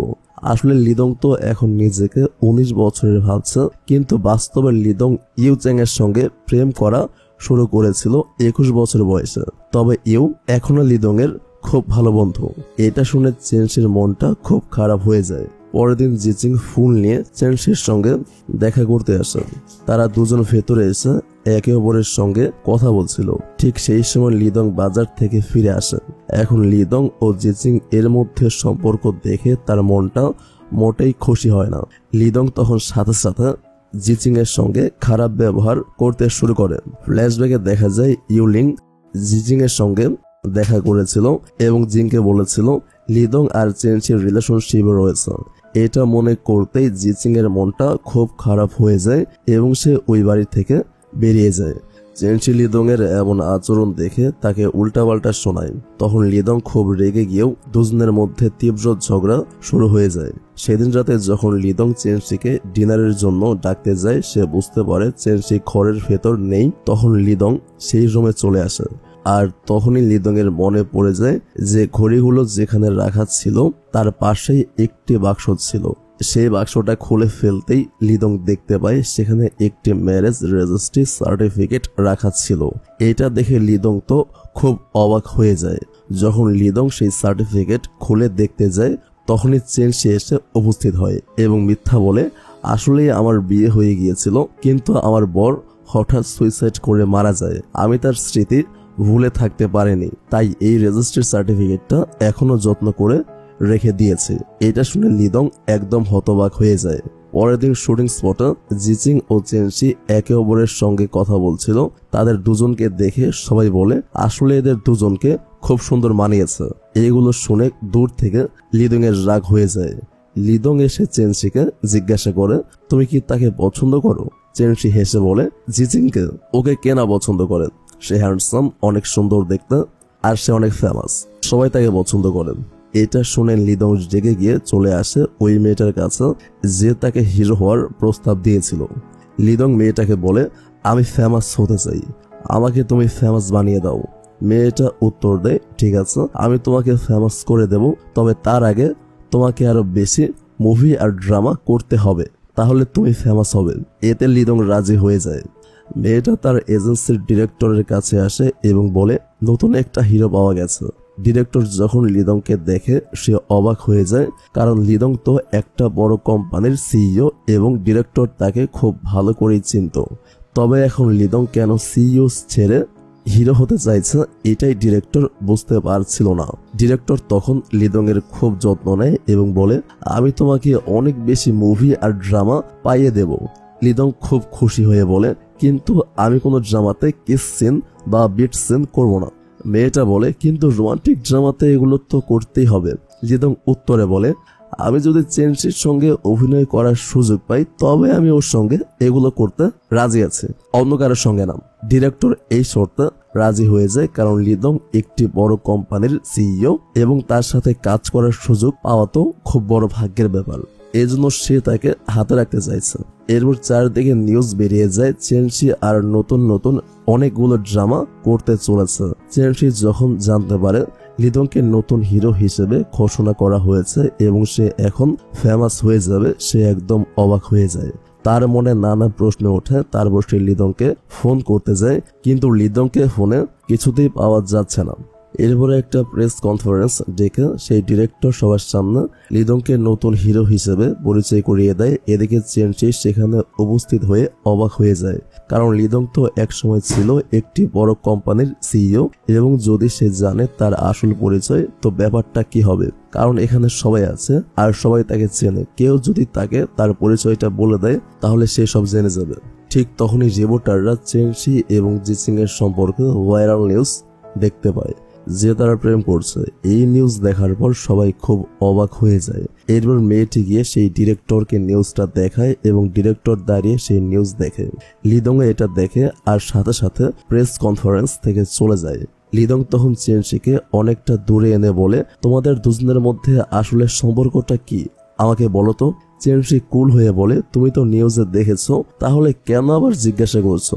এটা শুনে দুজনের মধ্যে বড় ঝামেলা লেগে যায়। লিদং মেনে নিতে পারছে না যে চেনশি ও জিচিং এর মধ্যে সম্পর্ক থাকতে পারে। চেনশি পরে জিচিং এর সঙ্গে দেখা করে এবং জানিয়ে দেয় যে সে ইচ্ছাকৃতভাবে এমন একটা নিউজ ছড়িয়েছে যে তারা দুজন প্রেম করছে, কারণ চেনশি জানে এই ধরনের নিউজ দেখলে লিদং প্রেস কনফারেন্স থেকে বেরিয়ে আসবে এবং তার সঙ্গে কথা বলবে। অন্যদিকে বাড়িতে বসে লিদং খুবই স্যাড হয়েছিল। চেনশি এখনো বাড়িতে ফিরছে না আর রাত অনেক হয়ে গেছে। লিদং চায় চেনশিকে ফোন করতে, কিন্তু ফোনে তাকে পাওয়া যাচ্ছে না। এটা দেখে লিদং খুব চিন্তায় পড়ে যায়। এদিকে চেনশিকে কেউ একজন কিডন্যাপ করেছে। লিদং তখন জিচিংকে ফোন করে জানতে চায় চেনশি কোথায়। জিচিং জানায় সে তো জানে না, কারণ তাদের শেষ দেখা হয়েছিল অনেকক্ষণ আগে এবং তখন চেনশি বের হয়ে গিয়েছিল। ফোন রেখে জিচিং খুঁজতে বেরিয়ে যায়। এদিকে শুটিং স্পটে এসে লিদং চেনশির ফোনের রিং শোনে, যা চেনশি ব্যবহার করত। এরপর লিদং শুটিং স্পটের ওয়ার হাউসে যায় যেখানে চেনশিকে কিডন্যাপ করা হয়েছিল। ঠিক তখনই লিদং লোকটাকে মারতে শুরু করে এবং সেই লোকটি পালিয়ে যায়। তারপর লিদং হিরোর মতো এসে চেনশিকে উদ্ধার করে। চেনশি ভয় পেয়ে লিদংকে জড়িয়ে ধরে আর বলে, আমি খুব ভয় পেয়ে গিয়েছিলাম। এরপর লিদং চেনশিকে কোলে তুলে নিয়ে সেখান থেকে চলে আসেন। জিচিং এরপর ওয়ার হাউসে এসে চেনশিকে খুঁজতে থাকে, কিন্তু ততক্ষণে লিদং চেনশিকে নিয়ে চলে গেছে। বাড়ি ফিরে এসে চেনশি লিদং এর হাতে ব্যান্ডেজ করে দেয়, কারণ তার হাত থেকে অনেক রক্ত পড়ছিল। পরের দিন শুটিং স্পটে জিচিং চেনশির সঙ্গে দেখা করে এবং বলে, কালকে আমি তোমার সঙ্গে দেখা করতে পারিনি কারণ আমি জানি তুমি খুব ক্লান্ত ছিলে। চেনশি বলে, থ্যাংক ইউ আমার কথা হওয়ার জন্য। এদিকে ইউলিং এসে লিদং এর সঙ্গে দেখা করে আর বলে সে দেখেছে চেনশি আর জিচিং একসাথে। তখন লিদং চেনশিকে দেখিয়ে তার হাত শক্ত করে ধরে। এটি দেখে চেনশির রাগ হয় এবং সে জিচিং এর হাত শক্ত করে ধরে। এটা দেখে লিদং রেগে গিয়ে ইউলিনকে নিজের কাছে টেনে নেয় এবং ইউলিন এতে খুব খুশি হয়ে যায়। তারপর তারা দুজনেই অন্যদিকে চলে যায়। তখনই ইউলিং এসে লিদং এবং চেনশির কথায় বুঝতে পারে যে চেনশি এবং লিদং অনেক আগেই বিয়ে করেছেন। এই খবরটি ইউলিং জানতো না। আসলে চেনশি একজন অ্যাক্ট্রেস হওয়ায় সে তার বিয়ে গোপন রেখেছিল, কাউকে জানানোর চেষ্টা করেনি। এটা জানার পর ইউলিন খুবই দুঃখিত হয়ে যায়। সে জানতো না এবং সারাটা রাস্তায় সে কাঁদতে কাঁদতে যাচ্ছিল আর ভাবছিল কেন লিদং বিয়ে করলো, তাহলে লিদংকে আর কখনোই পাওয়া যাবে না। এভাবে দুঃখিত হয়ে ইউলিং যখন বাড়ি ফিরে আসে তখন তার বড় বোন ইউচেং তাকে জিজ্ঞেস করে, কি হয়েছে তোর? ইউলিং শুধু বলল লিদং এর বিয়ে হয়ে গেছে। এই কথাটি বলে ইউলিং অজ্ঞান হয়ে পড়ে যায়। কিছুক্ষণ পর ইউলিং এর জ্ঞান ফিরে আসে এবং ইউচেং তাকে সান্ত্বনা দেয়, তুই চিন্তা করিস না, তোর জীবনে অনেক ভালো কেউ অপেক্ষা করছে। কিন্তু ইউলিং তো শুধুমাত্র লিদংকে চায়। পরের দিন জিচিং চেনশিকে একটি ছাদের উপর নিয়ে আসে এবং বলে, আজকে আমি তোমাকে একটা সারপ্রাইজ দেব। ঠিক তখনই চেনশি তার চোখ বন্ধ করে দেয় আর পরক্ষণে অনেকগুলো বাজি ফুটতে শুরু করে, যা দেখতে খুবই সুন্দর ছিল। তবে ঠিক সেই সময় লিদং আসে এবং তাদের দুজনকে একসাথে দেখে খুবই কষ্ট পায়। জিচিং তখন চেনশির জন্য একটি নেকলেস নিয়ে আসে। এসব দেখে লিদং সেখানে আর এক মুহূর্ত দেরি করে না, সে মন খারাপ করে চলে যায়। এরপর জিচিং তার মনের কথা চেনশিকে জানিয়ে বলে, আমি তোমার পাশেই থাকতে চাই, আমি তোমাকে ভালোবাসি। চেনশি বলে, এই নেকলেসটা খুব সুন্দর, কিন্তু আমি এটা নিতে পারবো না। জিচিং অবাক হয়ে প্রশ্ন করে, কিন্তু কেন? চেনশি জানায়, জিচিং তুমি খুব ভালো একজন মানুষ, তুমি একদিন মেগাস্টার হতে পারবে। আমি চাই তোমার সব সময় ভালো হোক, কিন্তু আমি তোমার সাথে কোনো সম্পর্কে জড়াতে পারবো না। এই কথাগুলো বলে চেনশি চলে যায়। এতে জিচিং বুঝতে পারে চেনশি আসলে তাকে রিজেক্ট করেছে। পরবর্তীতে যখন চেনশি লিদং এর সাথে দেখা করতে আসে তখন লিদং মনের দুঃখে অনেক বেশি ড্রিঙ্কস করছিল। সে কান্না করতে করতে চেনশিকে জড়িয়ে ধরে এবং বলে, কেন তুমি আমাকে একটু ভালোবাসো না? এরপর চেনশি লিদংকে বাড়ি নিয়ে আসে, কিন্তু লিদং এখনো এতটাই মাতাল যে দাঁড়িয়ে থাকতেও সে পারছে না। একসময় লিদং চেনশিকে নিজের কাছে টেনে নিয়ে বলে, কেন তুমি সব সময় জিচিং এর সাথে সময় কাটাও? আমি ওকে একদম সহ্য করতে পারি না, ও খুব খারাপ ছেলে। তুমি কি সত্যি ওকে খুব ভালোবাসো? ও তোমার প্রথম ভালোবাসা, তাই তুমি ভুলতে পারো না। আমারও প্রথম ভালোবাসা হচ্ছে তুমি। এটা শুনে চেনশি খুব দুঃখ পায় আর বলে, তোমার প্রথম ভালোবাসা আমি না, আমি জানি তোমার প্রথম ভালোবাসা কে। লিদং জানায়, আমার প্রথম ভালোবাসা তুমি। এটা শুনে চেনশি রেগে গিয়ে ওখান থেকে উঠে যায়, কারণ সে জানে লিদং এর প্রথম ভালোবাসা ইউচেং। তবে লিদং চেনশিকে টেনে সোফাতে শুইয়ে দিয়ে বলে, আমি তোমাকে ভালোবাসি, আমি কখনো তোমাকে কষ্ট দেব না। এই কথা বলে লিদং চেনশিকে কিস করে। চেনশি যেহেতু লিদংকে খুব ভালোবাসে তাই সে লিদংকে বাধা দিতে পারে না। অন্যদিকে জিচিং খুব দুঃখিত কারণ চেনশি তাকে রিজেক্ট করেছে। পরের দিন সকালে চেনশিকে এবং লিদংকে একসঙ্গে দেখা যায় এবং তাদের দেখলেই বোঝা যায় যে কাল রাতে তারা একসাথে সময় কাটিয়েছে। এটা দেখে চেনশি খুব অবাক হয়ে যায় এবং কিছুটা লজ্জা পেতে থাকে, কারণ সে এখন কি করবে বুঝতে পারছে না। তখন লিদং লক্ষ্য করে চেনশির গলায় লাভ হোয়াইট এর দাগ, অর্থাৎ কাল রাতে তারা অনেক রোমান্স করেছে। চেনশি তখন বলে, আমরা তো অ্যাডাল্ট, তাই এসব নিয়ে বেশি ভাবলে চলবে না। কথাটা বলে চেনশি ওখান থেকে চলে যায়। চেনশির এমন কথা শুনে লিদং একদম অবাক হয়ে যায়। একদিন লিদং এবং ইউলিং এর কিছু ফটোশুট চলছিল, কারণ তাদের নতুন ড্রামা রিলিজ হতে চলেছে। ফটোশুট শেষে ইউলিং ইচ্ছে করে ক্যামেরার স্ট্যান্ড ফেলে দেয় এবং স্ট্যান্ডটি ইউলিং এর গায়ে এসে পড়ে, যার ফলে ইউলিং এর পা অনেকটা কেটে যায়। এটা দেখে লিদং খুবই অবাক হয়ে যায় এবং ইউলিংকে কোলে তুলে হাসপাতালের দিকে ছুটতে থাকে। এরপর লিদং ইউলিংকে হাসপাতালে নিয়ে আসে। কিছু সময় পর যখন লিদং হসপিটাল থেকে বেরিয়ে আসে তখন চেনশি এবং জিচিং এর সঙ্গে তার দেখা হয়। চেনশি এটি দেখে খুবই অবাক হয়ে যায়, কারণ লিদং এর জামায় রক্তের দাগ রয়েছে। লিদং তখন চেনশিকে বলে, এটা আসলে ইউলিং এর রক্ত, ইউলিং এর পা কেটে গেছে, তাই আমি তাকে হাসপাতালে ভর্তি করিয়েছি। এটা শুনে চেনশি খুবই রাগ করে এবং লিদং এর ওপর অভিযোগ করে, কেন তুমি আমাকে কিছু না বলে চলে গেছো। লিদং জানায়, আমি জানতাম তুমি ইউলিংকে তেমন পছন্দ করো না। ঠিক তখনই হাসপাতালের একটি কেবিন থেকে বেরিয়ে আসে ইউচেং।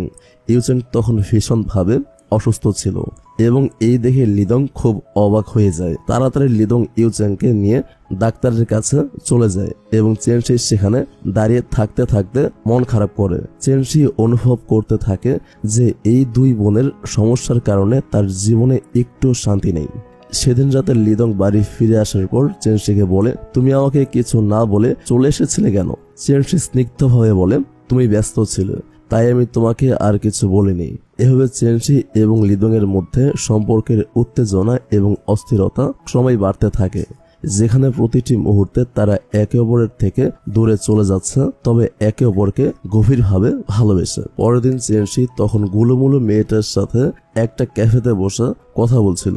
এমন সময় এক মেয়ে একটি নতুন ড্রামার স্ক্রিপ্ট নিয়ে আসে এবং চেনশিকে জানায় সে এই নতুন ড্রামার ফিমেল লিড হতে চলেছে। এই খবর শুনে চেনশি তো একদম অবাক হয়ে যায়। গুলুমুলু মেয়েটা তখন খুশি হয়ে বলে, ও এটা তো সত্যিই গুড নিউজ।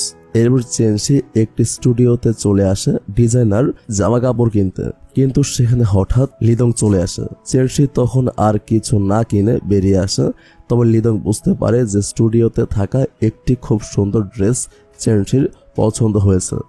পরদিন চেনশি যখন রুম থেকে বের হয় তখন সে দেখতে পায় একটি খুব সুন্দর বাক্স খুলে চেনশি দেখতে পায় এটা তো সেই ড্রেসটাই যেটা কাল স্টুডিওতে সে পছন্দ করেছিল।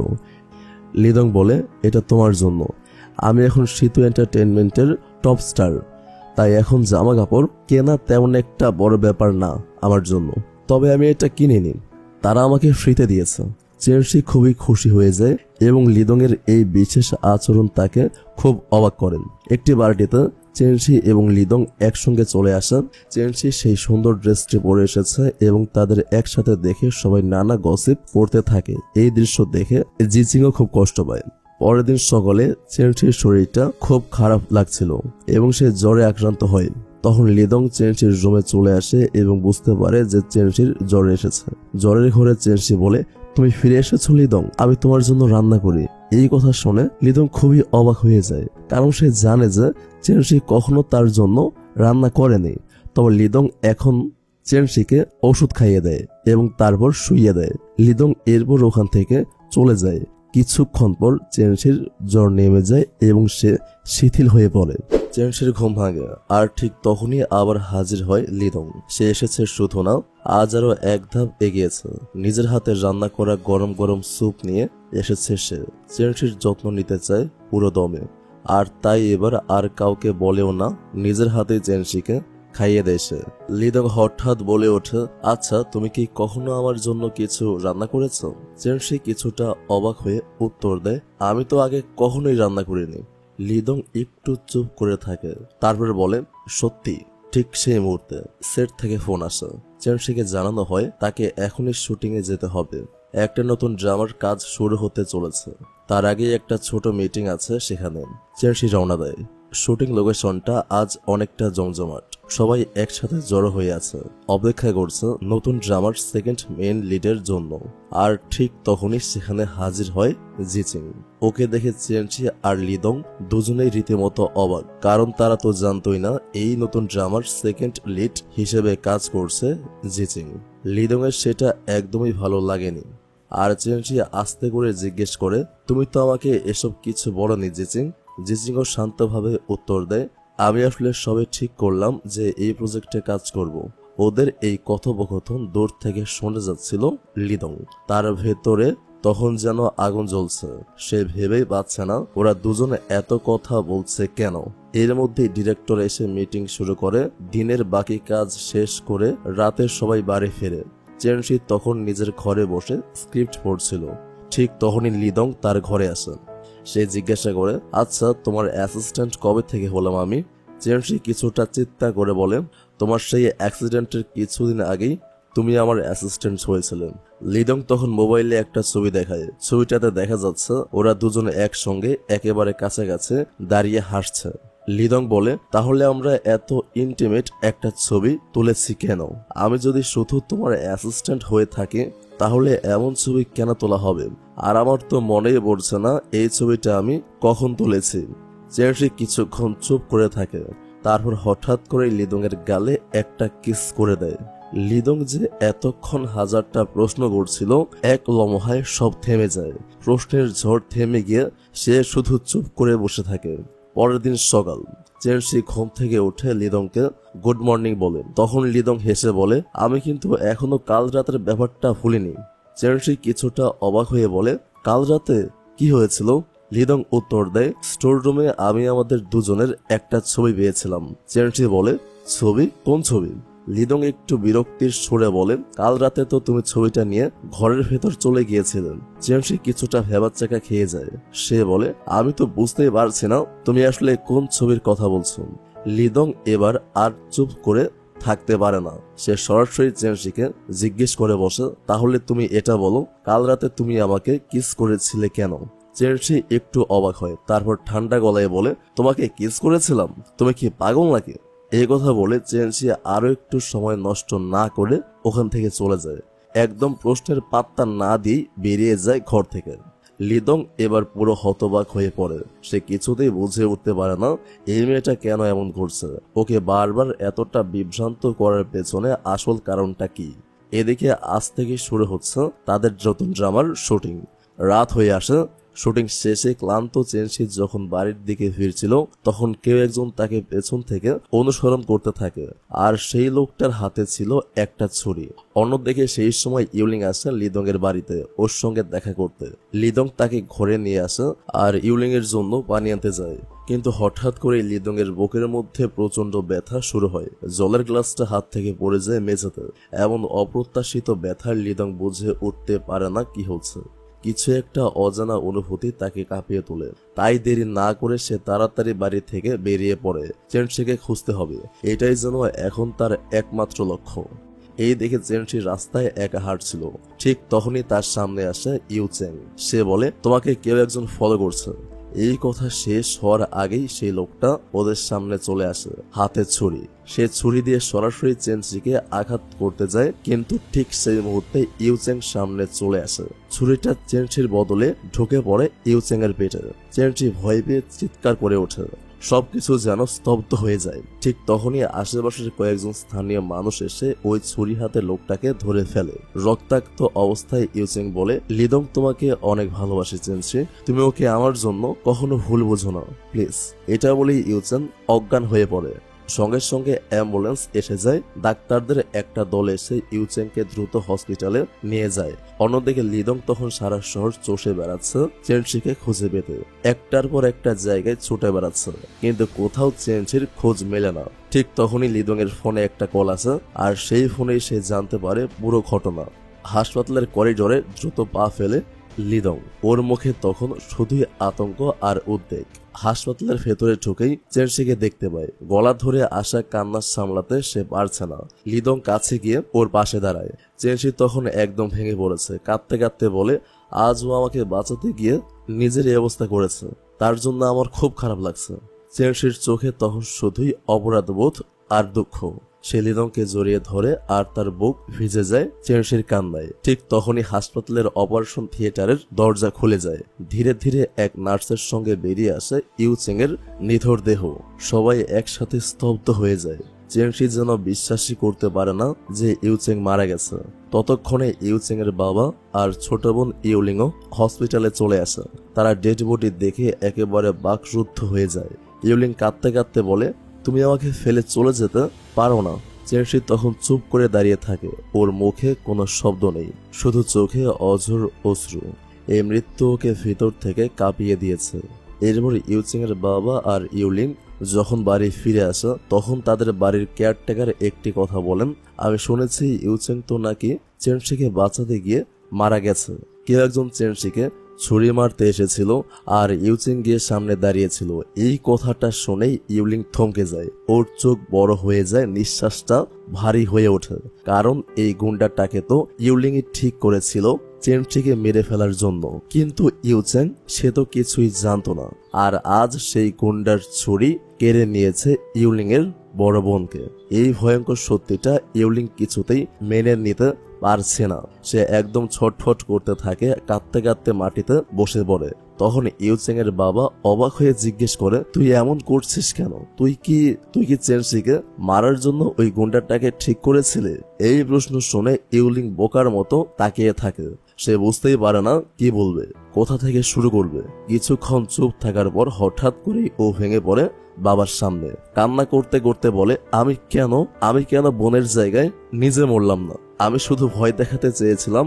আমি তো চাইনি আমার বোন মরে যাবে, আর আমি তো তাকে মারতে চাইনি। মনের সব দুঃখ একসাথে গলায় আটকে আসে। সব সত্যি কথা ইউলিং এবার তার বাবাকে বলে দেয়, কিভাবে সে চেনশিকে ভয় দেখাতে ওই লোকটাকে ঠিক করেছিল আর কিভাবে সেই লোকটাই ছুরি চালিয়ে দিয়েছে ইউচিং এর পেটে। সব কথা শুনে ইউচিং এর বাবা একদম হতবাক হয়ে যায়। চোখের সামনে যেন নিঃশ্বাস ভারী হয়ে ওঠে আর তার নিজের বিশ্বাসটা ভেঙে চুরমার হয়ে যায়। ক্রোধ আর দুঃখে তার মাথা গরম হয়ে যায়। তখন সে উত্তেজনায় এক ধাক্কা মারে ইউলিংকে, কিন্তু সেই ধাক্কা এতটাই জোরে লেগে যায় যে ইউলিং সোজা গিয়ে দেয়ালে আঘাত পায়। তার মাথায় প্রচন্ড জোরে লাগে। সঙ্গে সঙ্গে সে মাটিতে লুটিয়ে পড়ে অজ্ঞান অবস্থায়। এই দৃশ্য দেখে ইউলিং এর বাবাও ভয় পেয়ে যায়। সে দ্রুত এগিয়ে আসে মেয়ের দিকে আর বারবার ডাকে, ইউলিং চোখ খোলো প্লিজ। হাসপাতালের ঘরে নিথর হয়ে শুয়ে আছে ইউলিং, চোখে তখনও কোনো হুঁশ নেই। ডাক্তারের দল এসে জানায় অতিরিক্ত ট্রমার কারণে ইউলিং তার সাম্প্রতিক কিছু স্মৃতি হারিয়ে ফেলেছে। তবে ভয় পাওয়ার কিছু নেই, সময়ের সঙ্গে সব আবার মনে পড়ে যাবে। ততদিন খুব যত্ন নিতে হবে তার। এই কথা শুনে ইউচিং এর বাবা যেন আরো ভেঙে পড়েন। এক মেয়েকে হারিয়েছেন তিনি, এখন আরেক মেয়েকে কোনো মতেই হারাতে চান না তিনি। এরপর থেকে ইউলিং এর জন্য শুরু হয় অনেক যত্ন, অনেক ভালোবাসা। তার খাবার, ওষুধ, বিশ্রাম সবকিছুতেই যেন কোনো খামতি না থাকে। কিন্তু একদিন হঠাৎ ইউলিং এর মনে পড়ে যায় সেই দৃশ্য। ওর বড় বোন ইউচিং এর নিথর দেহ পড়ে আছে হাসপাতালের বেডে। এই কথাটা মনে পড়াতে সে আরেকবার ভেতর থেকে ভেঙে পড়ে। সে কিছুক্ষণ চুপ করে থাকে, তারপর নিজেই বলে ওঠে, না, এটা হতে পারে না। আমার বোন তো বেঁচে ছিল, ওর কিছু হতে পারে না। ওর বাবা ওকে জড়িয়ে ধরে শান্ত করার চেষ্টা করেন, কিন্তু একটাই চিন্তা তখন বাবার মাথায়, মেয়েটা যেন আবার ভেঙে না পড়ে। অন্যদিকে চেনশি এখনো ইউলিং এর মৃত্যুটা মেনে নিতে পারছে না। রাতে বিছানায় শুয়ে থাকলেও চোখে ঘুম নেই। ও হঠাৎই কান্না করে লিদংকে জড়িয়ে ধরে বলে, আমি কেন বের হলাম সেদিন? কেন ইউচিং আমাকে বাঁচাতে গেল? ওর জায়গায় আমি মরলেই তো পারতাম। লিদং চুপ করে ওর মাথায় হাত রাখে, নরম গলায় বোঝায়, চেনশি, এটা তোমার দোষ না, কারোরই না। ভাগ্যই হয়তো এমন ছিল। চেনশি তখনও কাঁদছে আর লিদং চেষ্টা করে ওকে একটু ঘুম পাড়িয়ে দিতে। এভাবেই কিছুদিন কেটে যায়। ধীরে ধীরে পরিস্থিতি একটু স্বাভাবিক হতে থাকে। একদিন দুজন আবার শুটিং সেটে ফিরে আসে। সবাই আগের মতো কাজ শুরু করে দিয়েছে। শুটিং এর মাঝে হঠাৎ চেনশির রুমাল পড়ে যায়। লিদং সেটা তুলে দিতেই উপর থেকে কিছু একটা জিনিস সোজা ওর মাথায় পড়ে যায়।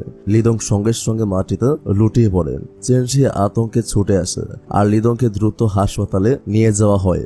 হাসপাতালের বাইরে দাঁড়িয়ে চেনশি ভীষণ টেনশনে। ওর চোখে তখন শুধু দুশ্চিন্তা আর ভয়। পরদিন সকালে লিদং এর জ্ঞান ফিরে আসে। চেনশি তখন ওর হাত ধরে বলে, তুমি চিন্তা করো না, সব ঠিক হয়ে যাবে, তুমি এখন সেফ। জানো, শুটিং সেটে তোমার মাথায় কেউ ফ্লাওয়ার ভাস বানানো ভারী জিনিসটা ছুঁড়ে মেরেছিল। ওই লোকটা এখন পুলিশের হাতে ধরা পড়েছে। এই কথা শুনেই লিদং অবাক হয়ে যায়। কে মারলো বলে উঠেছে। চেনশি জানায়, সেই গুলুমুলু মেয়েটা, যাকে আমরা আগেও সন্দেহ করেছিলাম। এই কথা শোনার সঙ্গে সঙ্গে লিদংয়ের মাথায় প্রচন্ড ব্যথা শুরু হয় আর সেই ব্যথার মধ্যে দিয়ে তার স্মৃতির একটা দরজা খুলে যায়। ওর চোখের সামনে ভেসে ওঠে সেই রাত যেদিন ও চেনশিকে জোর করে কিস করছিল, হঠাৎ পা পিছলে পড়ে যায়, মাথায় প্রচন্ড আঘাত লাগে। সেদিন থেকেই ও সবকিছু ভুলে গিয়েছিল। ও ভুলে গিয়েছিল নিজের বয়স, পরিচয়, নিজেকে 29 নয় 19 বছরের ভাবতে শুরু করেছিল। নিজের বউ চেনশিকে চিনতে পারেনি, বরং ওর অ্যাসিস্ট্যান্ট হয়ে গিয়েছিল। বিয়ের সার্টিফিকেট পর্যন্ত ছিঁড়ে ফেলেছিল নিজের হাতে। আর সেই ভুলে যাওয়া স্মৃতি কখনোই তার মনে পড়েনি। আর সে অজান্তেই চেনশির প্রেমে পড়ে গিয়েছিল আবারও নতুন করে। লিদং এর মুখটা হঠাৎ কেমন যেন পাল্টে গেছে, চোখে মুখে ভিন্ন এক গম্ভীরতা, আর কথাবার্তায় যেন অনেক বদলে গেছে তার। হ্যাঁ, এখন আর কোনো সন্দেহ নেই, ওর পুরনো স্মৃতিগুলো সব আবার ফিরে এসেছে। কিন্তু ও চেনশিকে কিছুই জানায় না, চুপ করে থাকে, শুধু বলে কিছু হয়নি। পরদিন শুটিং শুরু হয়, কিন্তু লিদং আগের মতো অভিনয় করতে পারছে না, কারণ এখনো শুধুই একজন অভিনেতা না, ও আবার নিজের পরিচয়টা ফিরে পেয়েছে। একজন সফল কোম্পানির সিইও, গম্ভীর, দায়িত্ববান আর কড়া মানুষ। এমন মুড নিয়ে ও আগের মতো সেই সহজ সরল ভালোবাসায় ডুবে থাকা চরিত্রটা ফুটিয়ে তুলতে পারছে না।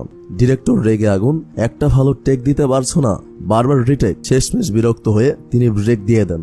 লিদং চুপচাপ এক কোণে দাঁড়িয়েছিল। তখনই চেনশি এগিয়ে এসে বলে, তুমি এত খারাপ অ্যাক্টিং করছো কেন? যাও আমার জন্য 1 কাপ কফি নিয়ে আসো, তারপর আমি তোমাকে শিখিয়ে দেব কিভাবে অভিনয় করতে হয়। এই কথা শুনে লিদং একদম চমকে ওঠে। তুমি কি বললে? চেনশি হেসে বললে, বললাম কফি আনো। এই কথায় লিদং হঠাৎই রেগে গিয়ে ওখান থেকে চলে যায়। চেনশি কিছুই বুঝতে পারে না এভাবে হঠাৎ কি হলো ওর। কিছুক্ষণ পর লিদং কফি নিয়ে আসেন, কিন্তু ওর মুখ একদম গম্ভীর, ঠান্ডা, একটু হাসছে না, যেন আগের সেই উচ্ছ্বসিত মজার লিদং হারিয়ে গেছে। চেনশি তখনও ওর আচরণে কিছুটা অবাক। আর তখনই সেই গুলোমুলো মেয়েটা আশেপাশে চলে আসে আর ফিস ফিস করে বলে, তুমি কি লক্ষ্য করেছো লিদং যেন হঠাৎ করেই বদলে গেছে? চেনশি তখন আরো কনফিউজড হয়ে পড়ে। পরের সিনের প্রস্তুতি চলছে। চেনশি আর জিজিং কিছু একটা আলোচনা করছিল। সেই সময় হঠাৎই লিদং এসে পড়ে তাদের সামনে, চোখের রাগ, মুখে দৃঢ়তা। সে চেনশিকে এক ঝটকায় নিজের দিকে টেনে নেয় আর জিজিং এর দিকে তাকিয়ে বলে, চেনশির কাছ থেকে দূরে থাকো। এই কথা শুনে চেনশি অবাক হয়ে যায়। দুজন একটু দূরে চলে গেলে চেনশি ফিস ফিস করে বলে, তোমার কি পুরনো সব কথা মনে পড়ে গেছে? লিদং চুপ করে যায় আর মিথ্যা বলে, না কিছু না, কি মনে পড়বে? কারণ সে জানে যদি সব সত্যি কথা সে বলে দেয় তাহলে আবারও ওদের মধ্যে ভুল বোঝাবুঝি তৈরি হতে পারে। তাই সে চুপ করে যায়। সেই সন্ধ্যায় লিদং নিজের স্ক্রিপ্ট পড়ে নিচ্ছিল। হঠাৎ সেই গুলোমুলে মেয়েটা ছুটে আসে আর বলে, চেনশিকে কোথাও খুঁজে পাওয়া যাচ্ছে না। এই খবর শুনে জিজিং আর লিদং দুজনেই ভয় পেয়ে যায়। তাৎক্ষণিকভাবে পুরো শুটিং ইউনিট চেনশিকে খুঁজতে শুরু করে। এদিকে চেনশি তখন একটা অজানা জায়গায় হাত পা বাঁধা অবস্থায় পড়ে আছে, আর তাকে বেঁধে রেখেছে ইউলিং। ইউলিং এর চোখে মুখে তখন ভয়ঙ্কর এক বিভ্রম। ও মনে করছে ওর বড় বোন ইউচ্যাং মারা গেছে শুধু চেনশিকে বাঁচাতে গিয়ে। তাহলে এর সব দোষ অবশ্যই চেনশির। তাই সে চেনশিকে দেখে বলে, আজ তোকে শেষ করবো আমি, তোর কোনো অধিকার নেই বেঁচে থাকার। তবে ইউলিং খুন করবে না, কারণ ও জানে ওর বাবা ওকে অনেক ভালোবাসে। এই কথা ভেবেই ও শুধু বেঁধে রেখে যায় চেনশিকে। তবে কারো জানার আগেই এই ঘটনা ভয়ঙ্কর কিছু হয়ে উঠতে পারে। চেনশি হতবাক। এই অজানা জায়গা থেকে নিজেকে কিভাবে উদ্ধার করবে কিছুই সে বুঝতে পারছে না। ওদিকে সবাই যখন চারিদিকে খুঁজছে তখন জিজিং হঠাৎ চেনশির ফোনটা খুঁজে পায়। মানে চেনশি এখানেই কোথাও আছে, খুব কাছেই। এরপরে ওরা সবাই মিলে সেটের আশেপাশের সিসিটিভি ফুটেজ চেক করে, আর সেখানেই একটা দৃশ্যে দেখা যায় চেনশিকে কেউ একজন জোর করে একটা গাড়িতে তুলে নিয়ে যাচ্ছে, আর সেই গাড়িটা ইউলিং এর বাবার গাড়ি। এই দৃশ্য দেখেই লিদং বুঝতে পারে যে চেনশিকে আর কেউ নয়, ইউলিং কিডন্যাপ করেছে। তাই সে আর দেরি করে না, সে সরাসরি ইউলিং এর বাড়িতে গিয়ে হাজির হয়। উত্তেজিত হয়ে লিদং ইউলিং এর বাবাকে জিজ্ঞাসা করে, আপনার মেয়ে কোথায়? সে চেনশিকে কোথায় লুকিয়ে রেখেছে? কিন্তু ইউলিং এর বাবা কিছুই জানতেন না। তবুও লিদং বলে, আপনার বাড়ির গাড়ি ব্যবহার করা হয়েছে এই কিডন্যাপে, মানে ইউলিং চেনশিকে কিডন্যাপ করেছে। তবে ইউলিং এর বাবা সেটা মানতে রাজি নয়। সে ভাবতে থাকে, আমার মেয়ে কি সত্যি এমন কাজ আবারও করবে? লিদং তখন বলে, আপনি চাইলে পুলিশে জানাতে পারেন, তদন্ত করলেই সব প্রমাণ বেরিয়ে আসবে। এরপর লিদং চলে যায়। রাত অনেক হয়ে যায়, চেনশির কোনো খোঁজ মেলে না। সবাই দুশ্চিন্তায় ডুবে যায়। পরদিন সকাল লিদং আর জিজিং গাড়ি নিয়ে বেরিয়েছিল। তারা আগে থেকেই ইউলিং এর বাড়ির সামনে অপেক্ষা করছিল। ঠিক তখনই ইউলিং গাড়ি নিয়ে বাড়ি থেকে বেরোয়। দুজনেই ওকে ফলো করতে শুরু করে। একটা নির্জন জায়গায় ইউলিং আবারও চেনসিকে একটা নতুন জায়গায় এনে বেঁধে রাখে। চেনসিকে দেখে বলে, দেখো চারদিকে কত সুন্দর, এমন জায়গায় মরলেও অন্তত দৃশ্যটা চমৎকার হবে। চেনসি কাপা গলায় বলে, তুমি ভুল করছো ইউলিং, আমি তোমার বোনকে মারিনি, প্লিজ আমাকে ছেড়ে দাও। কিন্তু ইউলিং কিছু শুনতেই চায় না। ওর মনে একটাই কথা ঘুরছে, চেনসির জন্যই ওর বড় বোন ইউচ্যাং মারা গেছে। ঠিক তখনই হঠাৎ ইউলিং এর বাবা সেখানে পৌঁছে যায়। সাথে সাথে লিদং আর জিজিংও এসে পড়ে। ইউলিং সবাইকে দেখে পাগলের মতো চিৎকার করে ওঠে আর বলে, তোমরা যদি আমার কাছে আসো আমি ওকে এখান থেকে ধাক্কা মেরে ফেলে দেব। একটু সময় নষ্ট না করে ইউলিং এর বাবা এগিয়ে এসে ওকে থামাতে চায়। আর তখনই সে সমস্ত সত্যি প্রকাশ করে দেয়। সে বলে, তুই যা ভাবছিস সেটা সত্যি না ইউলিং, তোর বোন ইউচ্যাং চেনসিকে বাঁচাতে গিয়েই মারা গেছে, আর সেটার দায় একমাত্র তোরই। তুই গুন্ডা ভাড়া করেছিলে চেনসির ক্ষতি করতে, আর শেষমেশ তোর বোন ইউচ্যাংই নিজের জীবন দিয়ে ওকে রক্ষা করেছিল। আজ যা ঘটেছে সবকিছুই তোর জন্য হয়েছে। বলতে গেলে তুই নিজে নিজের বোনকে খুন করেছিস। তারপর যখন তুই সবকিছু ভুলে গিয়েছিলেন তখন তোর মাথায় শুধুমাত্র এই স্মৃতিটাই এসেছিল যে তোর বোন চেনসির জন্য মারা গিয়েছে। আসলে এখানে চেনসির কোনো দোষ নেই, সব দোষ তোর। এই কথাগুলো শুনে ইউলিং একদম ভেঙে পড়ে। সত্যটা এত দিন পরে জেনে সে আর নিজের অবস্থানে দাঁড়িয়ে থাকতে পারে না। ইউলিং তখন বাবার মুখে সব সত্যি শুনে একদম থমকে যায়। এই সত্যিটা ও কিছুতেই মেনে নিতে পারে না। ওর পুরো ভেঙে পড়া পৃথিবী যেন মাথার উপর আবারও ভেঙে পড়ে। ঠিক তখনই ইউলিং এর বাবা ওর কাছে এগিয়ে আসে, আর সেই মুহূর্তে ইউলিং অসাবধানতা বশত নড়ে ওঠে, আর এতে করে চেনসি হোঁচট খেয়ে নিচে পড়ে যায়। কিন্তু ঠিক তখনই লিদং ঝাঁপিয়ে এসে চেনসির হাত ধরে ফেলে। একটুর জন্য ও বেঁচে যায়। লিদং বলে, আজ যদি তুমি পড়ে মারা যেতে তাহলে আমিও তোমার সঙ্গে ঝাঁপ দিতাম। চেনসির চোখ ছলছল করে ওঠে। তারপরই বাকিরাও ওদের কাছে এসে পড়ে আর দুজনকে উপরে তুলে আনে। ঠিক সেই সময় পুলিশও সেখানে পৌঁছে যায়। পুলিশ ইউলিংকে গ্রেফতার করে নেয়, কারণ ইউলিং শুধু চেনসিকেই নয় অনেকের অনেক ক্ষতি করেছে। এই দৃশ্য দেখে ইউলিং এর বাবা ভেঙে পড়েন। একটা মেয়েকে তো অনেক আগে হারিয়েছেন তিনি, আর এখন আরেকটা মেয়েকে হারাতে হবে জেলের মধ্যে। এজন্যই বোধহয় সন্তানদের সঠিক শিক্ষা দিতে হয়। তো এরপর লিদং সবকিছু খুলে বলে চেনসিকে। সে জানায় তার সব পুরনো স্মৃতি এখন ফিরে এসেছে, আর সেদিন হোটেলের সেই ঘটনা সবই ছিল ইউলিং এর পরিকল্পনা। লিদং আরো বলে, সেদিন আমি অনেক বেশি ড্রিঙ্কস করেছিলাম, আর সেই সুযোগেই ইউলিং আমাকে জোর করে হোটেল রুমে নিয়ে গিয়েছিল। আমার সঙ্গে ওর কোনো সম্পর্ক ছিল না, কোনো দিনও না। আমি প্রথম দিন থেকেই শুধু তোমাকেই ভালোবেসেছি চেনসি। চেনসি তখন ধীরে ধীরে বলে, তুমি যদি সত্যি 19 বছর বয়সে ফিরে যেতে তাহলে হয়তো ইউচ্যাংকে ভালোবাসতে। লিদং একটু হেসে বলে, আমার পক্ষে টাইম ট্রাভেল করা সম্ভব না, কিন্তু আমি চাই আমার বর্তমানটা শুধু তোমাকে নিয়েই কাটুক। চলো আমরা আবার নতুন করে শুরু করি একসঙ্গে নতুন একটি জীবন। এই কথা শুনে চেনসি চোখ ভিজিয়ে ফেলে আর বলে, হ্যাঁ আমি চাই আবার নতুন করে শুরু করতে তোমার সঙ্গে চিরদিনের জন্য। ওরা সিদ্ধান্ত নেয় আবারও বিয়ে করবে। এইবার সবকিছু হবে খোলামেলা সবার সামনে। বিয়ের দিন চেনসির নতুন কনের সাজে একেবারে পরীর মতো লাগছে, আর ওর চোখে মুখে লুকিয়ে রাখা কোনো দুঃখ নেই, শুধু সুখ আর ভালোবাসার ঝলক। ঠিক তখনই জিজিং আসে, চেনসিকে শুভেচ্ছা জানায়।